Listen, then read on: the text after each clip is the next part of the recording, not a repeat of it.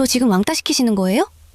방통위원장하다. 고발까지 당한 이진숙이 자기가 감사할 방미통위 자리에 앉겠다며 피해자 코스프레를 시작했습니다. 학교폭력 가해자가 학폭위원회 위원으로 앉겠다는 이 황당한 장면, 영상으로 바로 확인하시죠. 영상 시작 전 구독 부탁드립니다. 왜 들어왔어요? 자, 오늘 원 구성이 끝난 이후에 과방위 첫 회의를 열었는데 국민의힘 이진숙 의원의 배정을 놓고 민주당이 이해충돌이라고 강하게 반발을 했습니다. 자, 자신이 지난해까지 위원장으로 재직했던 방송통신위원회를 감사하게 되는데 자, 다시 얘기해서 자신이 했던 일을 자신이 감사하거나 평가하게 되는 셈이라서 이해충돌이다 이렇게 비판을 하고 있는 것이죠. 게다가 지금 이진숙 의원은 과방위 차원에서 고발을 당했습니다. 그 고발된 당사자가 바로 그 상임위 위원으로 들어오는 것 자체가 있을 수 없는 일이라는 게 민주당의 주장입니다. 네. 아, 그러네요. 듣고 보니까 이런 경우는 잘 보지 못했던 것 같아요. 그동안 뭐 이해충돌 논란들이 여러 번 있었지만 이런 식의 어떤 구체적인 사례들은 사실상 눈에 띄지 않는다라는 분석이 있는 것이고요. 다만 이제 이진숙 의원은 자신의 자격에 대해서는 전혀 문제가 없고 민주당이 오히려 자신을 왕따시키고 있다 이렇게 비판했는데 먼저 들어보시죠. 마치 전학온 학생에게 집단 왕따, 집단 괴롭힘을 하듯이 이진숙 의원이 자격이 없다. 저에 대해서 자격 시비를 할 수 있는 사람들은 국민들 뿐이고. 자, 그러자 이제 여권에서도 강하게 비판을 했는데 자, 말이 되는 얘기를 하라 이렇게 비판을 했습니다. 계속해서 들어보시죠. 본인에 대한 비판은 본인을 선출한 국민을 무시하는 행동이라고 이야기하면서 동료 의원들에 대해선 명예훼손까지 운운합니다. 그럼 동료 의원들은 국민이 선출한 의원이 아닙니까? 본인이 지금 얘기하는 건 국민에 대한 비난이 아닙니까? 말이 되는 얘기를 하세요. 예. 같은 상임이네요. 최혁진 의원도. 알겠습니다. 잘 들었습니다. 이성대 기자 수고했습니다. 이진숙 의원, 과방위에 배치가 됐습니다. 어제 그래서 이 국회 과방위에서는 여야 공방이 좀 있었는데 저희가 영상을 지금 준비를 했는데요. 영상 좀 보시고 관련 이야기 나누겠습니다. 앞에 있는 이어폰 착용하시면 소리 들으실 수가 있습니다. 영상 보시죠. 마치 전학온 학생에게 집단 왕따, 집단 괴롭힘을 하듯이 이진숙 의원이 자격이 없다. 과학기술정보방송통신위원회 위원으로 자격이 없다는 집단 기자회견을 한 데 대해서 심한 유감을 표합니다. 업무상 배임 혐의, 공직선거법 위반, 정치적 중립 의무 논란, 그리고 직권남용과 직무유기와 관련된 여러 가지 위법 논란의 직접적 당사자입니다. 자신이 위원장으로 재직하던 기관을 자신이 감사하는 사실상의 셀프 감사의 주체가 될 수도 있는 것입니다. 과방위원 전원에 대해서 명예훼손으로 고발을 한다면 여기 앉아 계신 과방위원 여러분들께서는 과방위원회에서 자, 이진숙 의원의 발언 그리고 민주당 이현희 의원 그리고 이정헌 의원의 이야기까지 들었는데 일단 뭐 맥락을 얘기하자면 이진숙 의원이 바로 직전까지 방통위원장이었고 그 방통위원장 시절에 업무상 배임, 공직선거법 위반, 정치적 중립 의무 논란, 또 직권남용 등등으로 뭐 몇몇은 이제 고소고발돼 있는 상황도 있는 것이고요. 그리고 과방위가 이제 방통위 지금 이제 방미통위가 되겠죠. 그 피감기관이 되는 거 아닙니까? 맞습니다. 그런데 이렇게 상임위에 들어온 것이 맞느냐라는 문제 제기가 있다. 이게 이제 이해충돌에 해당된다라는 얘기인데 일단 여기 계신 세 분은 어떻게 생각하십니까? 상임위에 그러니까 이진숙 그럼 뭐 기자 출신이고 뭐 방송이 있었고 국회의원이 됐으면 과방위 어울릴 것 같기도 한데 그걸 이진숙 의원은 얘기하는 것 같아요. 근데 기존에 그 자리에 있으면서 했던 어울릴 것 같기도 한 게 아니라 공천을 줄 때 그 자리에 어울렸어야 돼요. 그거 하려고 지금 불러온 거 아니에요? 예. 그러니까 가서 그 싸우려고 거기 가서 소위 말하는 갱판을 쳐보려고 갱판? 네, 한 거 아니에요. 그러니까 이진숙 의원은 그 미션이 지금 있는 거고 초선일 때. 예. 근데 이제 뭐 이정헌 의원이 얘기한 것처럼 이게 이제 말하자면 이해충돌이 혐의가 있는 거죠. 자기가 위원장으로 얼마 전까지 재직했던 기간을 감시하는 기구인데 국회 내 거기에 지금 위원이 된다는 건 이해충돌 혐의가 있는 거고 이렇게 되면 설령 과방위원이 된다고 하더라도 방통위 감사하거나 이럴 때 퇴장시킬 수 있거든요. 나경원 의원이 법원 예전에 그렇게 했잖아요. 남편 때문에. 네, 남편 때문에. 그러면 과방위에서 방통위를 감사를 못한다. 이러면 과방위원 그건 정말로 갱판만 칠 수 있어요. 네. 갱판? 갱판. 좋네요. 처음 듣네. 갱단이다. 장유미 변호사는 어떻게 봐요? 아니 그러니까 이분이 쌓아왔던 커리어를 보면 과방위를 가는 게 맞지만 이 직전의 커리어가 그걸 가로막고 있는 거예요. 왜냐하면 거기에서의 어떤 업무와 관련해서 고소고발이 계속 있고 혐의를 받고 있는 부분이 있고 그러면 이게 자기 방어의 기제가 이 피감기관으로서 어떤 그 현황과 관련해서 제대로 작동할지 일단 물음표를 달고 의정 활동을 하는 거고 또 직전에 본인이 거기 있었고 그걸 넘어서서 법원으로부터 제동을 계속 당한 거예요. 그렇게 의결하면 안 된다. 두 명에서 지금 뭘 하는 거냐. 이건 최소한의 요건도 아니다. 거기에 대해서 반성적인 말 한마디 없고 오히려 탄핵으로 자기가 직무가 정지됐을 땐 너무너무 무리한 행태를 보였고 이게 과연 과방위에서 정말 주요한 피감기관 중에 하나가 방미통위인데 이제 그 업무를 제대로 할 수 있는 부분인가에 대해서는 상당히 물음표고 아마 전투력, 보수 여전사 이것 때문에 전진 배치를 한 걸로 보이죠. 이렇게 될 줄 몰랐을까요? 다 우리 알았던 거잖아요. 네. 그래서 우리가 그렇게 그 사람 하면 안 된다고 했는데 결국은 그 사람을 뽑아줬잖아요. 그 동네에서. 그래서 저는 참 이게 우리 수준이다. 이 정도가 사실은 수준이다. 이게 현실이다. 네, 그리고 이진숙 같은 사람이 그렇게 뻔뻔하게 그러니까 이진숙이 정확히 잘한 게 뭐예요? 난 그걸 정말 물어보고 싶어요.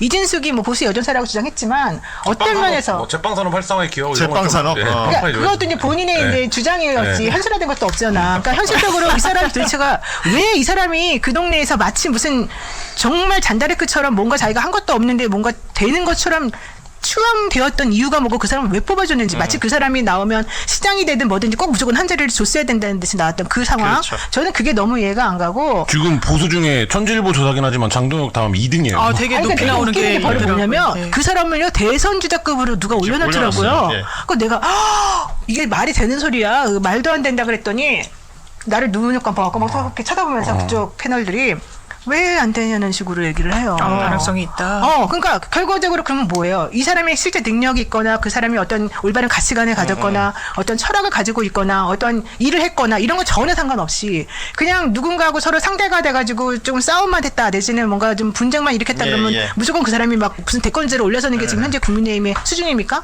아니잖아요. 전 이런 게 너무 한심하고 그게 지금 수준일 수도 있죠. 그러니까 그럼 너무 안타깝죠. 그러니까 너무 지금 속상하죠. 예를 들면 장동혁 대표의 행보도 지금 말씀하신 것과 연결되는 지점들이 있는 것 같고 이진숙 의원이라는 사람이 대구시장 출마했다가 뭐 여러분 기억하실 거예요. 다들 뭐 공천이 되니 안 되니 그러면서 빨간 잠바도 못 입고 흰 잠바 입고 계속 돌아다니면서 보이는 모습이 있다가 그걸 스스로가 내려놓고 이거 지금 공천이 되고 그 국회의원이 되는 일련의 과정들 속에서는 별 문제가 없었습니다. 그리고 올라와서 그러니까 의회에 입성하면 뭘 할 것이다. 그런 거 하나도 없었어요. 라는 얘기를 그냥 통상 전 제일 많이 들었던 얘기가 그거 같은데요.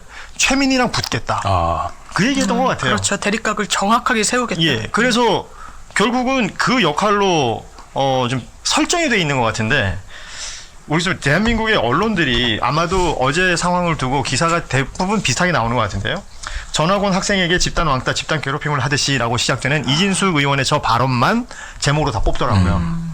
그 앞단의 맥락이 없어요. 그러니까 이분이 방통위원장을 할 때도 다들 이자붙지만 이동관을 시켰어요. 그렇죠. 네. 이동관을 시켰다가 잘 안 됐어요. 그래서 김홍일이 왔고. 그리고 김홍일을 넘어가서 얼추일을 다 했어요. 그리고 원포인트로 김홍일을 넘네 그렇죠. 말았네 했죠. 그리고 있긴 있어야 되니까 유명한 사람이 누굽니까? 이진숙이에요. 근데 어떻게 하다 보니까 법적 송사를 통해서 오래 버텼어요.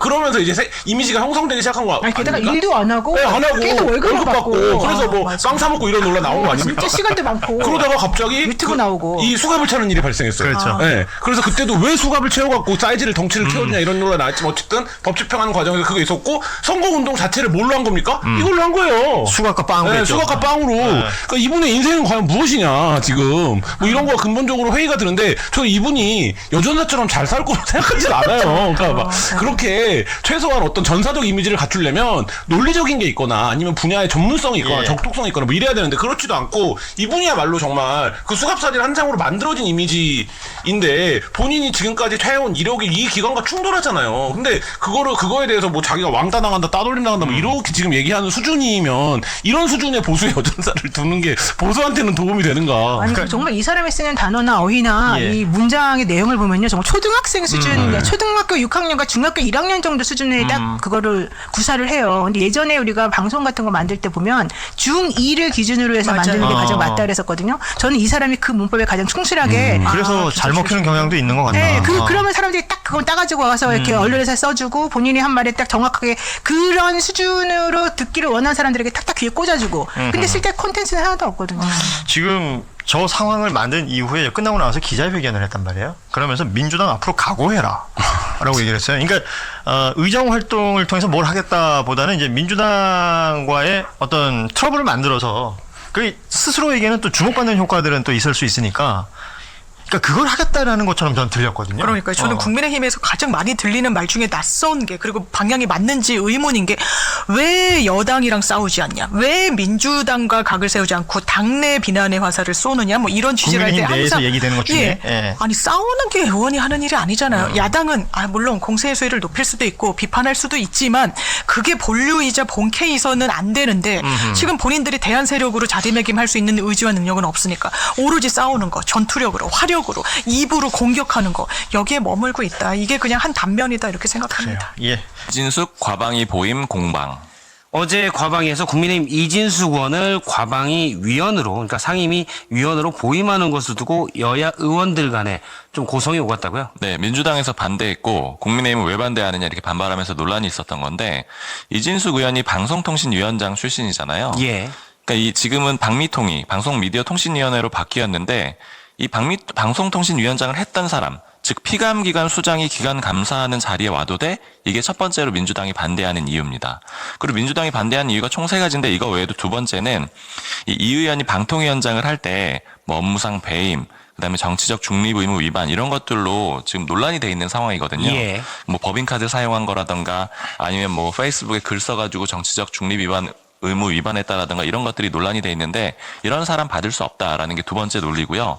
세 번째 논리는 과방위가 이진숙 의원이 예전에 위원장일 때 고발을 했었어요. 허위 증언으로 고발을 했었습니다. 근데 그게 어떤 내용이었냐면 최민희 당시 과방위원장의 딸이 국회 그 국감기간 중에 국회에서 결혼식을 했었거든요. 그게 논란됐었었죠. 모바일 청첩장에다가 계좌번호도 넣고 뭐 카드 결제 링크도 달아가지고 논란이 됐었는데 그때 이진숙 의원이 당시에 국정감사에서 최 위원장이 나한테 청첩장도 주고 화환을 보내달라고 요청을 했다. 당신은 위원장 시절은 아닙니다. 보내달라고 요청을 했다. 그랬는데 최민희 위원장이 나는 청첩장 보낸 적도 없고 화환 요청한 사실도 없다라고 해가지고 이게 증언을 가짜로 했다라고 해서 고발을 했었어요. 그리고 과방위가 고발하는 사람이 과방위로 위원으로 오는 것이 맞아? 이렇게 얘기를 하면서 민주당이 반발을 하고 있는 겁니다.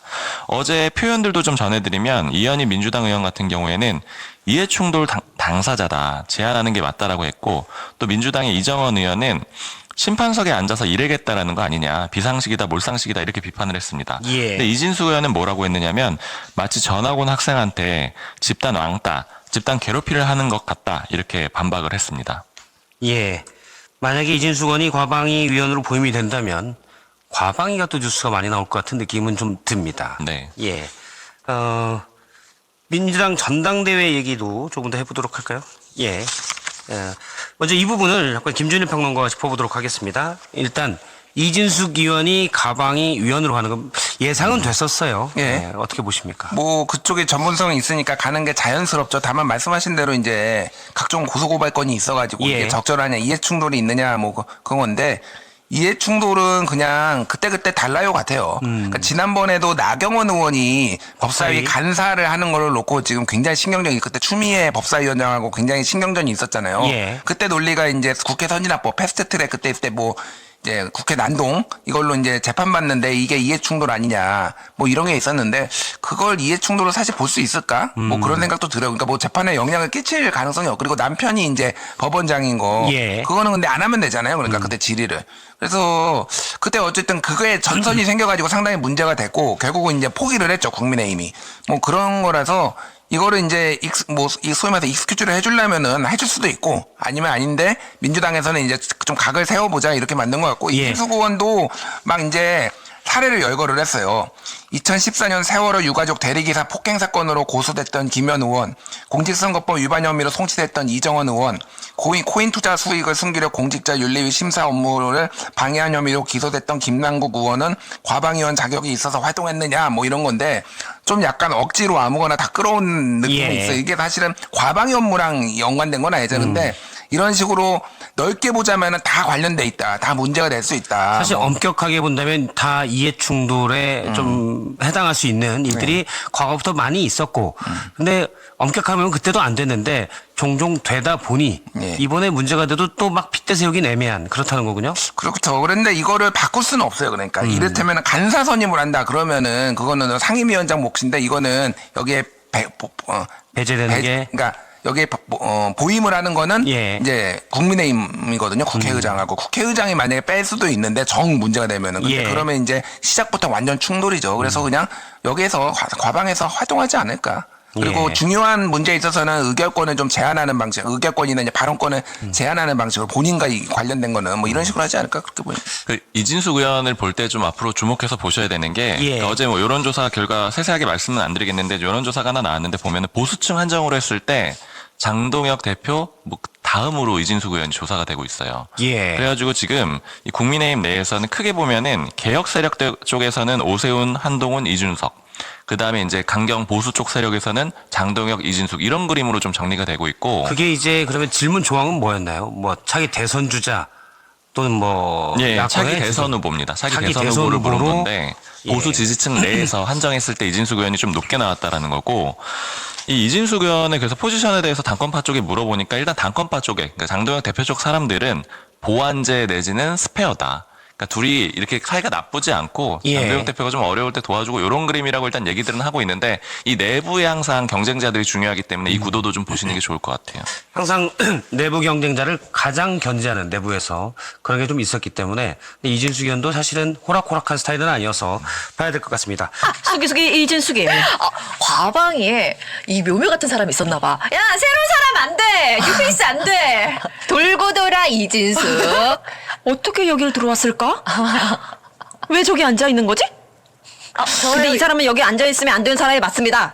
아 왜요? 저 뉴페이스 아닌데 이진숙이. 그 이진숙이 그러는 거야. 저 지금 왕따 시키는 거예요? 진짜 돌아버리겠네 진짜. 아 저 지금 이렇게 왕따 시키시는 거냐고요. 피코 피해자 코스프레. 피해자 코스프레 하고 있죠. 아니 이진숙은 진짜 너무 웃긴 게 자기가 집단 왕따를 당한다고 하는 거예요. 그게 아니고 이 양반 제대로 알아야 되는 이진숙 당신이 학교 폭력의 가해자예요. 그렇게 이야기를 한다면. 그렇지. 가해자가 될 수 있는 거지. 그러니까요. 가해자 행위를 했던 것으로 그 안에 있는 사람들이 주장을 하고 있습니다. 일단 말씀을 한번 드려볼게요. 이제 민주당이 당신 자격 없어라고 한 이유가 있을 거 아니에요. 어떤 이유가 있냐? 이진숙 당신은요 지난해까지 방통위원장이었어. 그런데 이번에 과방위원으로 네가 이끌던 방통위를 직접 감사하게 된다면, 그치. 그것이 말이 돼요? 그러니까 이거 묻는 거예요. 이 첫 번째 이유입니다. 너무 합리적이지 않아요? 너무 합리적이죠. 완전 그냥 할 수 있는 말이야. 네. 너가 과방위에 오면 이건 안 되는 거야. 이해관계가 그렇죠. 있잖아. 이해관계가 충돌되잖아. 라고 당연하죠. 하는데 저 지금 왕따 시키시는 거예요? 저 지금 집단 지금 괴롭힘 하시는 거예요? 이러고 있는 거야. 그러니까 이진숙이가 지금 자막이 나오고 있죠, 여러분들. 대전 MBC 법카로라고 돼 있잖아. 이게 뭐냐면 2015년부터 18년까지 대전 MBC 사장을 했었잖아요. 그때 법인카드를 이제 사적 사용 혐의, 우리 그걸로 엄청 시끄러웠잖아. 망숙이 막 이런 이름 부르고 와인 2,000만 원씩 마시고 했잖아요. 그걸로 지금 현재 검찰 수사 중입니다, 여러분들. 그 이야기를 아셔야 되고, 또 민주당에서 또 당신은 자격 없습니다 했던 두 번째 이유가 뭐냐? 현재 과방위 차원에서 이미 이진숙이 고발당한 상태예요. 그 사람이 거기 앉아 있는 게 말이 안 되는 거죠. 고발당한 당사자가 해당 상임위원으로 들어오면 돼요, 안 돼요? 당연히 안 됩니다. 안 되죠. 아이고. 돌아버립니다. 네. 그러니까 지가 이끌던 기관을 스스로 감사하게 되는 구조가 이게 게다가 이제 고발까지 당했기 때문에 할 말 없죠. 네. 와갖고 이제 저런 말도 안 되는 소리 하니까 전체 회의 약 1시간 만에 맞습니다. 끝나버렸습니다. 아이고 세상에. 네. 이제 이사벨 킴님 말씀 주시죠. 학폭 가해자가 학폭 위원이 되는 격이라고. 너무 맞는 말씀이다. 비유를 하자면 그런 겁니다. 이해가 쉬우시죠? 예, 그렇습니다. 네. 전형적인 이해 충돌, 아주 노골적인 이해 충돌 사례라고 생각하시면 되겠습니다. 네, 옥황상제님은 도둑놈이 경찰이 됐어라고 하시는데. 그렇지. 그거요. 낮엔 도둑질하다가 밤엔 경찰 되고 뭐 이런. 그 반대구나. 아무튼. 아직 되게 예시가 구수하네요.